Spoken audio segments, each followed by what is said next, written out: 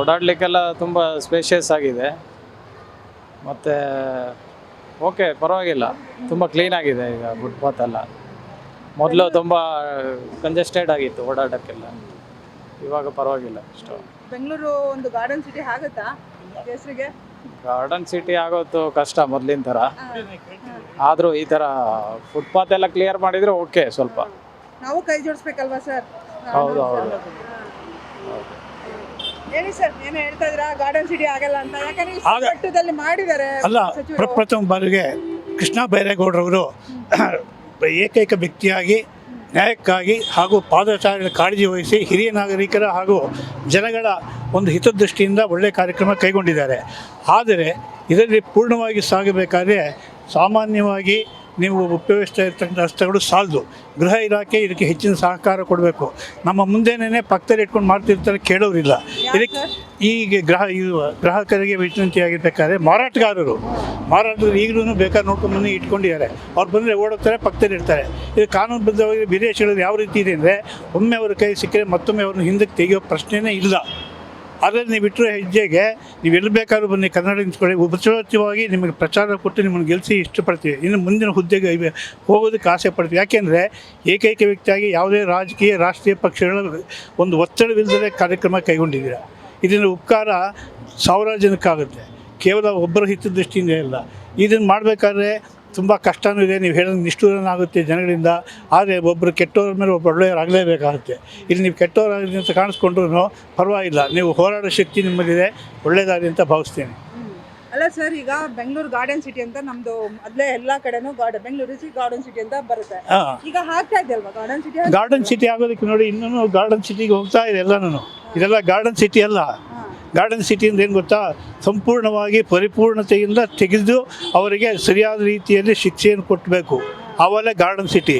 ನೀವು ಆ ಕಡೆ ಹೋಗ್ತೀರಾ, ಈ ಕಡೆ ಬಂದು ಕೂತ್ಕೊಳ್ತಾರೆ, ಗಾರ್ಡನ್ ಸಿಟಿ ಅಂತ ಅನ್ನಿಸ್ಕೊಳುತ್ತೆ.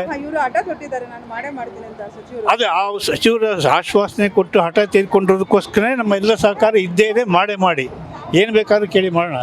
ಆರ್ಥಿಕವಾಗಿರ್ಬೋದು, ಭಿಕ್ಷೆ ಬೇಡಾರು ಸರಿ, ನೀವು ಸ್ವಚ್ಛಗೊಳಿಸಿ ನಾವು ಕೊಡ್ತೀವಿ.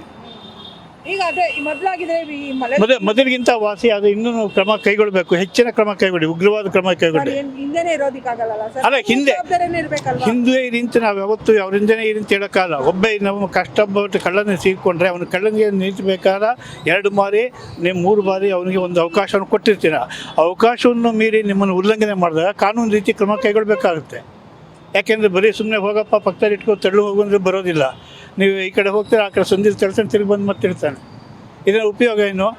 ಕಾಗೆ ನೋಡಿಸ್ದಂಗೆ ಆಗ್ತಾ ಇದೆ ಅಷ್ಟೇನೆ. ಇದು ಪೂರ್ಣವಾಗಿ ಉದ್ಯೋಗಬೇಕಾದ್ರೆ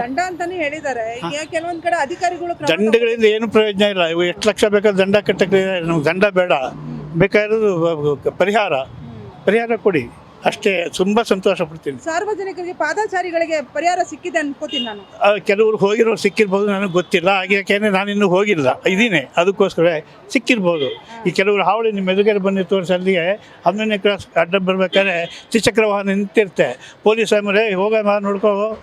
ಈ ರೀತಿಯಾದ ಒಬ್ಬ ಸರ್ಕಾರಿ ಸಿಬ್ಬಂದಿಗೆ ಒತ್ತಡವನ್ನು ಹೇರೋದಕ್ಕಿಂತ ಹೆಚ್ಚಾಗಿ ಏಕವಚನದಲ್ಲಿ ಮಾತಾಡ್ತಕ್ಕಂಥ ತ್ರಿಚಕ್ರ ವಾಹನದವರು ಮುಂದೆ ಇಲ್ಲೇ 11 ಕ್ಲಾಸ್ ಹತ್ತೀವಲ್ಲ, ಕಾರೊಬ್ಬರು ಮುದುಕ ನಿಲ್ಸ್ತಾರೆ, ಬಾಲ್ಡೆಡ್ನವರು. ಎಲ್ಲಿ ನೀವು ತೆಗೆಸಿ ನೋಡೋಣ. ಆಗಲ್ಲ. ಅವೆಲ್ಲ ಕ್ರಮ ಕೊಡ್ಬೇಕಾದ್ರೆ ಕಾನೂನು ರೀತಿ 500 ರೂಪಾಯಿ ದಂಡ ಹಾಕೋದು. ಅಲ್ಲೆಲ್ಲ ಬಾತ್ರೂಮಿಗೆ ಹೋಗ್ತಾ ಇರ್ಬೇಕಾದ್ರೆ BJP ಹತ್ರ ಪೊಲೀಸ್ನವ್ರು ನಿಲ್ಲಿಸ್ತಾರೆ, ಫೋಟೋ ಹಿಂಗೆ ತಿಳ್ಕೊಂಡು ಹೊರಟೋಗ್ತಾ ಇರ್ತಾರೆ. ಇದು ಸೂಕ್ತವಲ್ಲ. ಇವಾಗ ನಾನು ಕಳ್ಳ ಇವ್ರನ್ನ ಹಿಡಿತೀನಿ, ಇವ್ರು ಮಾಡೋ ಕ್ರಮಕ್ಕೆ ಅಲ್ಲೇ ಪಟ್ಟಿ ಮಾಡ್ತೀನಿ, ದಂಡ ವಿಧಿಸಲ್ಲ, ಶಿಕ್ಷೆ ಕೊಡ್ತೀನಿ. ಹಂಗೆ ಬಡವ ದುಡ್ಡು ಕಟ್ಟಕ್ಕೆ ತಾಕತ್ತಿರಲ್ಲ. ನಂಗೆ ದುಡ್ಡು ಕಟ್ಟಕ್ಕೆ ತಾಕತ್ತಿರೋ ದುಡ್ಡು ಕಟ್ಟಿ ಬಿಡಿಸ್ಕೊಂಬರ್ತೀನಿ. ಅಲ್ಲಿಗೆ ಏನಾಗುತ್ತೆ, ಸಾಂಸ್ಕೃತಿಕ ಬರಾಜು ಪೃಥ್ವಿ ಅಂತ ಆಗುತ್ತೆ. ಬರಾಜು ಯಾರಿಗೆ ಹೆಚ್ಚಿನ ಇದಿರ್ತೋ ಆರ್ಥಿಕವಾಗಿ ಹಾಗೂ ಸಾಮಾಜಿಕ ರಾಜಕೀಯ ಒತ್ತಡ ಇರ್ತೋ ಅವ್ರು ಬೇಗ ಹೊರಗೆ ಬರ್ತಾರೆ. ಅದಾಗಬಾರ್ದು. ಏನು ಹೇಳ್ತೀರಾ ಸಚಿವರಿಗೆ? ಏನು ಹೇಳೋಲ್ಲ, ಒಳ್ಳೆಯದಾಗಲಿ ಅಂತ ಹೇಳ್ತೀನಿ, ಶುಭ ಕೋರ್ತೀನಿ, ಮುಂದೆ ಬನ್ನಿ ಅಂತ ಹೇಳ್ತೀನಿ. ಇನ್ಯಾವ ಥರ ಅಭಿವೃದ್ಧಿ ಮಾಡಬೇಕು? ಇನ್ಯಾವ ರೀತಿಯಲ್ಲಿ ಮಾಡ್ತಕ್ಕಂದ್ರೆ ಬುದ್ಧಿ ಪಡಿಸಿ, ಇನ್ನೂ ಇಂಪ್ರೂವ್ ಯುವರ್ ಸೆಲ್ಫ್ ಅಂತ ಹೇಳ್ತೀವಿ ಮಾತೃಭಾಷೆಯಲ್ಲಿ.